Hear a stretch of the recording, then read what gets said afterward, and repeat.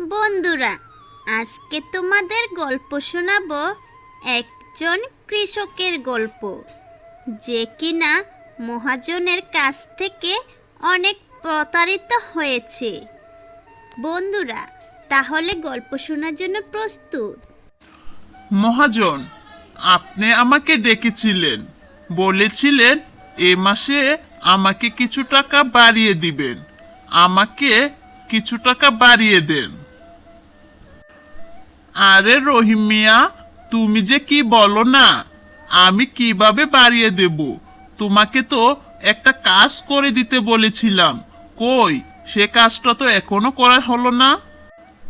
মহাজন সাহেব, আমাকে দিয়ে আর কি কি কাজ করা বাকি আছে আপনার বলেন, আমি সব কাজ করে দিব, তাও আমাকে কিছু টাকা বাড়িয়ে দিন। শোনো রহিম মিয়া, আমি বলেছি এখন তো বেশ শীতকাল চলে এসেছে, আমার তো খেজুরের রস খেতে খুব ইচ্ছে করছে। তুমি যাও না, কিছু খেজুরের রস নিয়ে আসো। যদি খেজুরের রস আমি নিয়ে আসতে পারি, তাহলে কিন্তু আমাকে টাকা বাড়িয়ে দিতে হবে। কথা কাজে যাতে মিল থাকে মহাজন, আমি তাই করব। রহিম মিয়া, আমি যে তোমাকে কাজে রেখেছি এটাই তো অনেক বেশি, তুমি আবার আমাকে হুমকি দিচ্ছ নাকি? আমি তোমাকে কবে টাকা কম দিয়েছি বলো? না মহাজন সাহেব, আপনি আমাকে টাকা অনেক ঠকান, কিন্তু আজকে ঠকাতে পারবেন না। আমার টাকার খুব প্রয়োজন, এখন আমি জমিতে ফসল ফলাবো। রহিম মিয়া, আজকে তুমি কাজটা করে দেখো, আমি তোমাকে কোনো টাকাই ঠকাবো না, সব টাকা পরিশোধ করে দেব। তুমি আমার জন্য খেজুরের রস নিয়ে আসো, যাও খেজুরের রস খাবো। খেজুরের রস আনতে কিন্তু আমার অনেক কষ্ট হবে মহাজন, একবার চিন্তা ভাবনা করে দেখুন। এ সকালবেলা ঘুম থেকে উঠে খেজুরের গাছে গটি দিতে হবে, তারপর নিয়ে আসতে হবে। শোনো রহিম মিয়া, সবাইকে দিয়ে তো আর সব কাজ হয় না, তাই আমি তোমাকে দিয়েই এ কাজটা করাতে চাই। আমি জানি একটু কষ্ট হবে, কিন্তু তাও তুমি পারবে, যাও। আমি কিন্তু এখানেই অপেক্ষা করব। মহাজনের কথা অনুযায়ী রহিম মিয়া খেজুরের রস নিয়ে আসলো। না জানি আজকে মহাজন তাকে খুশি করাবে। ও মহাজন সাহেব, আপনি তাহলে বালতি নিয়ে এসে অপেক্ষা করছেন? আমি তো আপনার জন্য খেজুরের রস নিয়ে এসেছি, খুব ভালো হয়েছে। এখন আমি খেজুরের রস দিতে পারবো। রহিম মিয়া, তুমি তাহলে খেজুরের রস নিয়ে এসেছো? বাহ বাহ বাহ, আমি জানতাম রহিম মিয়াকে দিয়ে সব কাজ করা যাবে। খুব ভালো কাজ করেছো। আমি বালতি নিয়ে অপেক্ষা করছি, দাও এখানে খেজুরের রসগুলো ঢেলে দাও। মহাজন সাহেব, রহিম মিয়া যখন কাউকে কথা দেয় তখন সে কথা বুঝে শুনেই দেয়। আপনাকে বুঝতে হবে, এটা রহিম মিয়া। রহিম মিয়ার কথার একটা দাম আছে। রহিম মিয়া জবানের মূল্য অনেক বেশি।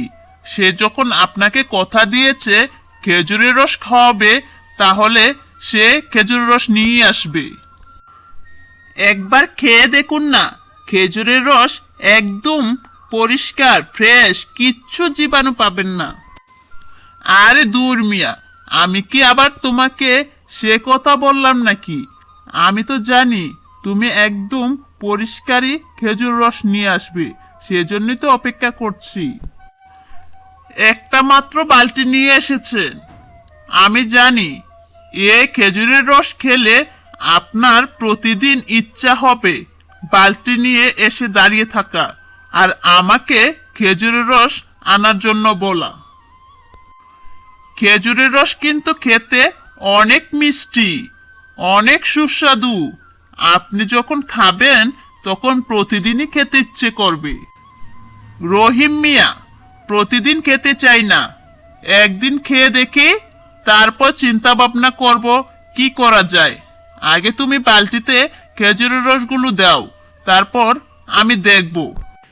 আচ্ছা মহাজন সাহেব, আপনি যে খালি হাতে এসেছেন, আমি তো বলেছিলাম আজকে আমার টাকা লাগবে, কই টাকা তো দেখছি না। আমি কিন্তু বাকিতে আর কোনো কাজ করব না। আজকে আমার টাকা কিন্তু বকেয়া সব পরিশোধ করবেন। শোনো রহিম মিয়া, আমি তোমাকে বলেছি না টাকা দেব, তাহলে আমি যেখান থেকে খুশি টাকা দেব, তাতে তোমার তো কিছু যায় আসে না।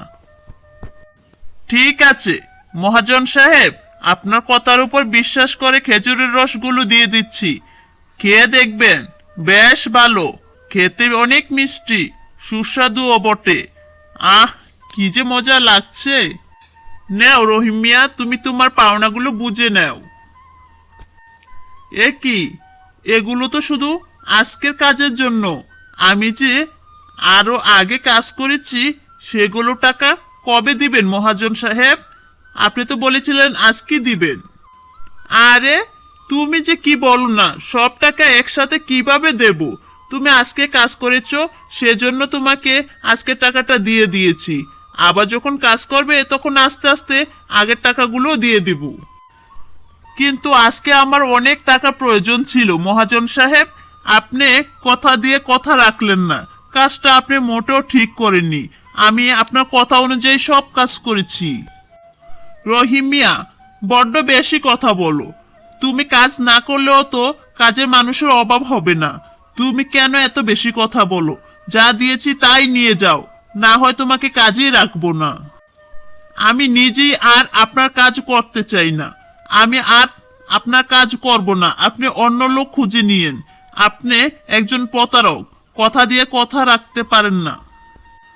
দেখো রহিম মিয়া, আমার কিন্তু শরীর মেজাজ খুব খারাপ হয়ে যাচ্ছে, তুমি আমাকে উল্টাপাল্টা কথা বলছো।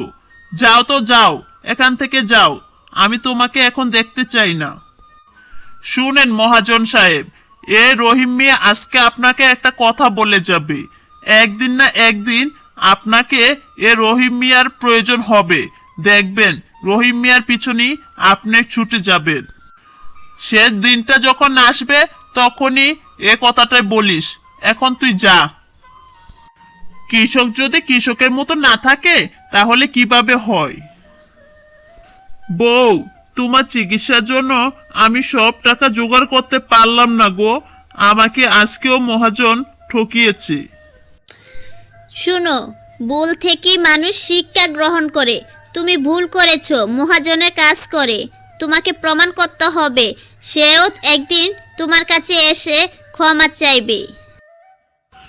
বউ, আমার যদি অনেক টাকা হইতো তাহলে দেখতে সবাই এসে আমার কাছে কাজ খুঁজতো। আজকে আমি বড় গরিব দেখে সবাই আমাকে নিয়ে এমন করে। কিন্তু কিভাবে আমি অনেক টাকার মালিক হব? আমি কিভাবে সবাইকে বুঝাতে পারবো যে সবারও কাজের দরকার আছে, সুবিধা অসুবিধা আছে? আমার মাথায় কিছুই ঢুকে না বউ, কিছুই ঢুকে না। তুমি এখন থেকে মহাজনের কাজ করবে না, তুমি এখন আলুর ব্যবসা করবে। যাও, বাজার থেকে গিয়ে আলু নিয়ে আসো। সে আলু তুমি গাড়ি দিয়ে বিক্রি করবে, দেখবে এর চাইতে ভালো টাকা তুমি রোজগার করতে পারছো। তুমি কথাটা খারাপ বলনি বউ, আমিও মনে মনে ভাবছি এখন থেকে আমি ব্যবসা করব। আলুর ব্যবসাটা মোটে খারাপ হবে না, ভালোই হবে। ঠিক আছে, এ টাকাগুলো দিয়ে আপাতত আমি আমার চিকিৎসা চালাই, তারপর যখন অনেক টাকা হবে তখন না হয় বাকি চিকিৎসা চালাবো। তুমি চিন্তা করো না, আমি সুস্থ হয়ে যাব। ঠিক আছে, তাহলে তুমি বাড়িতে যাও, আমি তোমার জন্য বাজার নিয়ে আসি আর আলু কিনে নিয়ে আসি। তারপর কৃষক তারপর কথা মতো সে আলুর ব্যবসা শুরু করে দিল। এই আলু রাখবেন, আলু আলু আছে, নতুন নতুন আলু নিয়ে এসেছি, আলু আলু রাখবেন, আলু একদমই কমে দিয়ে যাব, আলু রাখবেন, আলু কার কার লাগবে আলু? কি গো, তুমি তো দেখছি এখন বাড়ির কথা ভুলেই গেছো। সারাদিন ব্যবসা নিয়ে চললে হবে, একটু বাড়িতে যেতে হবে না? তোমার তো ব্যবসা দেখে আমার খুব ভালো লাগছে। সবই তো আমার বুদ্ধিমতী বউয়ের জন্য হয়েছে। এখন আর আমার সংসারে কোনো অভাব থাকছে না। আমি মোটামুটি ভালোই টাকা ইনকাম করছি। এখন আমি তোমার অসুখের জন্য সব টাকা জোগাড় করতে পারছি, আর মহাজনের কোনো দরকার হচ্ছে না। তুমি দেখবে এখন মহাজনেরই তোমাকে প্রয়োজন হবে। বউ, তুমি এখন চলে যাও। ওই যে দেখছি মহাজন সাহেব আমার গাড়ির নিকট চলে আসতেছে। যাও। সে যতক্ষণ না পর্যন্ত তোমার কাছে ক্ষমা না চাইবে ততক্ষণ পর্যন্ত তুমি তার কোনো কাজ করবে না, আমি কিন্তু বলে দিলাম। এখন তুমি চলে যাও। সেটা আমি খুব ভালোভাবে জানি আমাকে কি করতে হবে। তোমাকে বলতে হবে না। আমার বিপদের সময় মহাজন সাহেব খুব মজা নিয়েছিল। ঠিক আছে, তাহলে আমি যাচ্ছি। রহিম মিয়া যে এখানে আছে আমি সারা গ্রাম খুঁজে আসলাম। কেন মহাজন সাহেব, আপনি আমাকে কেন সারা গ্রাম খুঁজে এসেছেন? আর আমাকেই বা খোঁজ করেন কেন? এখন তো আর আমাকে খোঁজার কথা না। রহিম মিয়া, এভাবে কথা বলো না। আমি তোমাকে ছাড়া একদম অচল। আমার কাজগুলো কে করে দিবে? তুমি ছাড়া কেউ বুঝবে না এ কাজ। মহাজন সাহেব, আমি আর আপনার কোনো কাজ করব না বলেছি তো। আমি এখন আলুর ব্যবসা শুরু করেছি। আমি এখন আলু ব্যবসা করে খুব ভালো আছি। আমি তোমার সাথে অনেক অন্যায় করেছি, খারাপ ব্যবহার করেছি, টাকাগুলো ঠিকমতো পরিশোধ করিনি। আমাকে তুমি ক্ষমা করে দাও। আমি আমার ভুল বুঝতে পেরেছি। এই হাত জোর করে তোমার কাছে ক্ষমা চাচ্ছি। এখন থেকে তুমি আমার এখানে কাজ করবে। যত টাকা চাও, যেভাবে চাও, যখন চাও আমি তোমাকে দেব। তুমি ছাড়া আমি একদমই অসহায়। হ্যালো বন্ধুরা, কেমন আছো সবাই? আশা করি সবাই ভালো আছো। আমাদের এই গল্পটি কেমন লাগলো? যদি ভালো লেগে থাকে তাহলে অবশ্যই লাইক, কমেন্ট, সাবস্ক্রাইব করে দাও। আরও নতুন নতুন গল্প পেতে আমাদের সাথেই থাকো। ধন্যবাদ সবাইকে।